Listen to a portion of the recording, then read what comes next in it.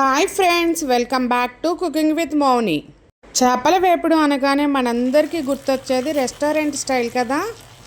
బయట క్రిస్పీగా, లోపల ఎంతో సాఫ్ట్ అండ్ జ్యూసీగా ఉండే పర్ఫెక్ట్ ఫిష్ ఫ్రైని కేవలం మన ఇంట్లో ఉండేటటువంటి సింపుల్ ఇంగ్రీడియంట్స్తో ఎలా చేసుకోవాలో ఈరోజు మన ఛానల్లో చూసేద్దాం.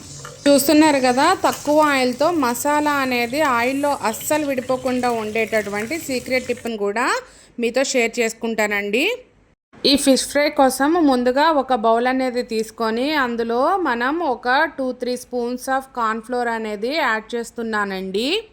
రుచికి సరిపడా సాల్ట్, ఒక 2-3 స్పూన్ల కారము, అదేవిధంగా ఫ్రెష్గా నూరినటువంటి జింజర్ గార్లిక్ పేస్ట్ని యాడ్ చేస్తున్నాను. ఇందులో 3 నిమ్మకాయలను కట్ చేసి రసం తీసి ఈ మిశ్రమాన్ని అంతా కూడా కలుపుకుంటున్నానండి. చూస్తున్నారు కదా, ముందుగా కట్ చేసినటువంటి చేప ముక్కలన్నిటిని వేసి ఇలా మంచిగా మ్యారినేట్ చేయాలి. దీనిని 1 గంట బయట పెట్టొచ్చు, లేదంటే ఒక 1/2 అవర్ ఫ్రిడ్జ్లో పెట్టాము అంటే చాలా చక్కగా ఉంటుంది.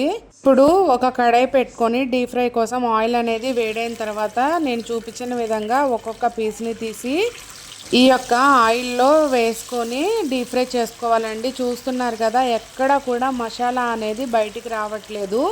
నేను చెప్పే బెస్ట్ టిప్ ఏంటి అంటే, మనము కార్న్ఫ్లోర్ని యాడ్ చేయడమే కాకుండా మ్యారినేట్ చేసి ఒక 1/2 అవర్ ఫ్రిడ్జ్లో పెట్టాం కదండి, దానివల్ల మసాలా అంతా కూడా చక్కగా ఈ యొక్క చేప ముక్కలకి అంటి పెట్టుకోవడమే కాకుండా ఈ యొక్క కార్న్ఫ్లోర్ వల్ల ఫిష్ పీసెస్ అన్నీ కూడా చాలా క్రిస్పీగా వస్తాయండి. మీరే చూస్తున్నారు కదా, నేను ఎంత తేలిగ్గా తిప్పేస్తున్నానో.